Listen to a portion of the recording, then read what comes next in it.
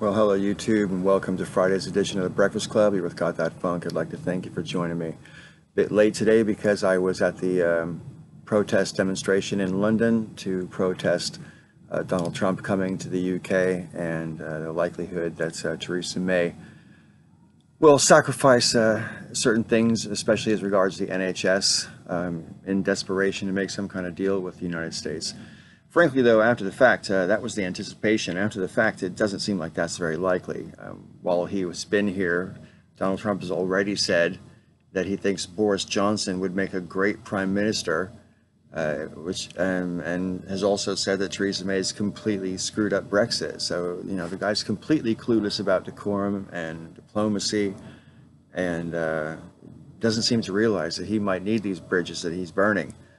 But that's neither here nor there. This video is not going to be about the protest itself, although I am going to compile a video for my own channel, which will be of some of the placards that I saw at the protest. But I don't really want to talk about the protest in this video. What I do want to talk about, though, does pertain to Trump, and that's the fact that after he leaves the UK, he'll be off to Finland, to Helsinki, and he's going to have a meeting with Vladimir Putin. Now, in principle, I don't object when the President of the United States meets with the leader of the Soviet Union, as it was once upon a time, or later on as Russia, because as far as I'm concerned, it's a good thing when leaders talk, and dialogue is something we should strive for in international relations as opposed to hostility. Having said all that, my main objection is that Trump has insisted that he has a one-on-one private meeting with Vladimir Putin, and that there shall be no recording or other record kept of the meeting. So he wants no witnesses, no documented note-taking, no any kind of electronic recording. He doesn't want any of that stuff. He just wants to have a face-to-face meeting with Vladimir Putin. And it wouldn't matter whether the president was Donald Trump or someone else. I think it is inherently suspicious if you want to get two of the most powerful men in the world together in a room where no witnesses and no recording, no record is being made.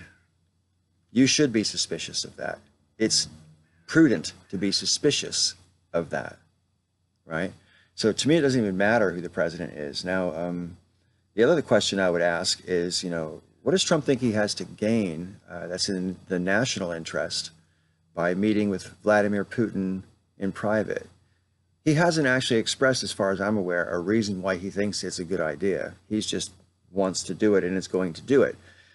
You know, I think it stinks because from my point of view, it is perfectly reasonable to presume, although not to conclude, that there's some kind of conspiring going on between the two men. Why else would you not want witnesses or any record kept? If there was nothing nefarious about it, there would be nothing to lose by at least keeping a record, even if you didn't have any witnesses on the spot.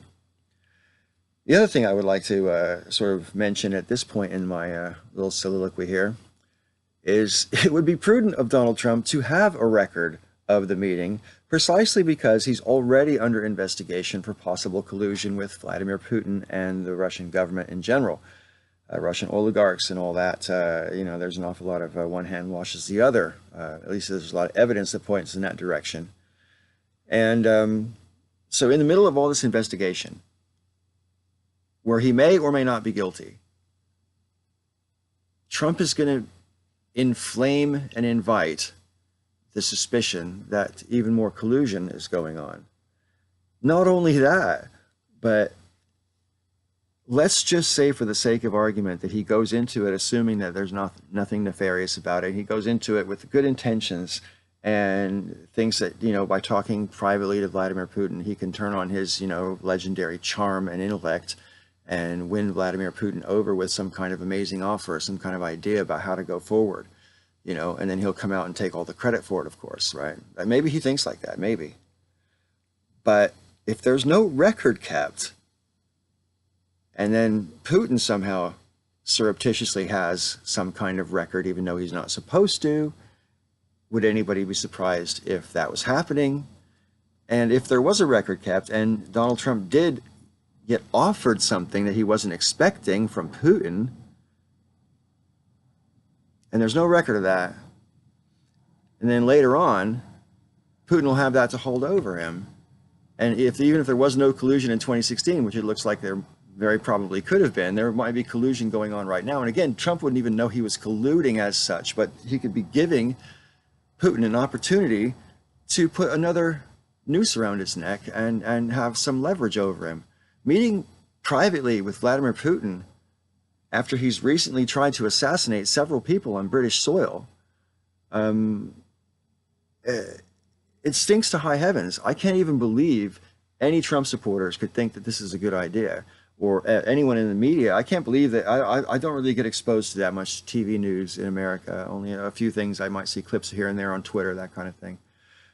So I don't really, I'm not immersed in the TV argument that's going on in America over this subject. I'm not sure how much attention it's got or how much of a crisis certain actors think it is. But for me, it's pretty damn critical here.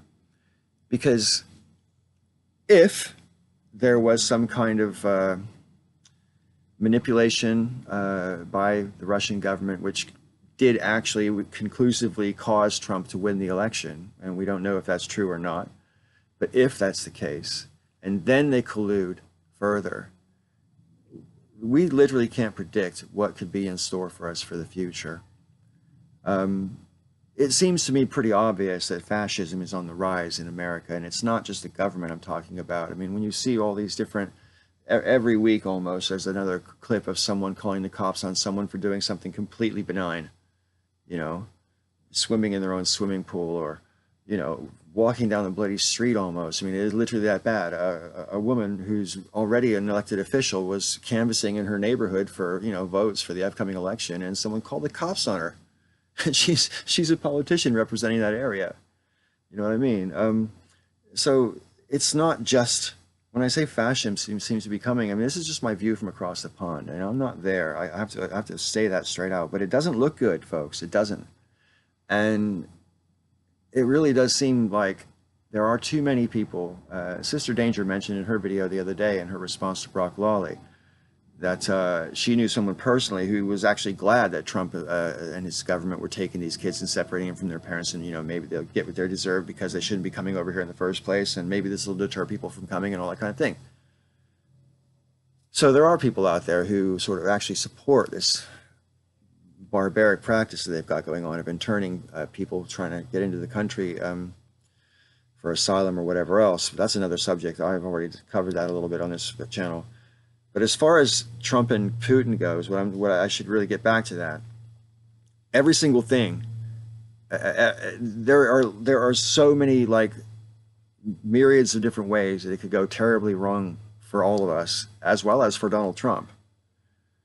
I can't believe he's stupid enough to walk into what looks like an open trap.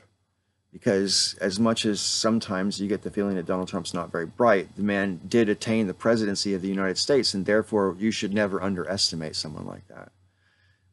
There's a difference between being book smart and being street smart, or being media smart, that kind of thing. And I think Trump knows an awful lot about how to manipulate the narrative and the media. His secret, as far as I can tell, seems to be just to say outrageous shit, and they have to cover it. And that way they're covering the outrageous shit while you're doing, you know, X, Y, and Z over here. So anyway, like I say, I think I made my point about the meeting and why it's improper. It's not only against protocol, it's against common sense. Why should Trump have to meet Putin in private? Why? What have we got to gain, me and you, from such a thing? It's not about what we've got to gain. It's about what Trump's got to gain. You know it, and I know it. I want to thank you for watching this video. I look forward to a lively discussion in the comments section down below. Hopefully we'll get JJ Talks back on Saturday for the Breakfast Club, but if not, I'm sure Kazoom will be here on Sunday, and I'll see you again next week. Until next time, thanks for watching. Peace.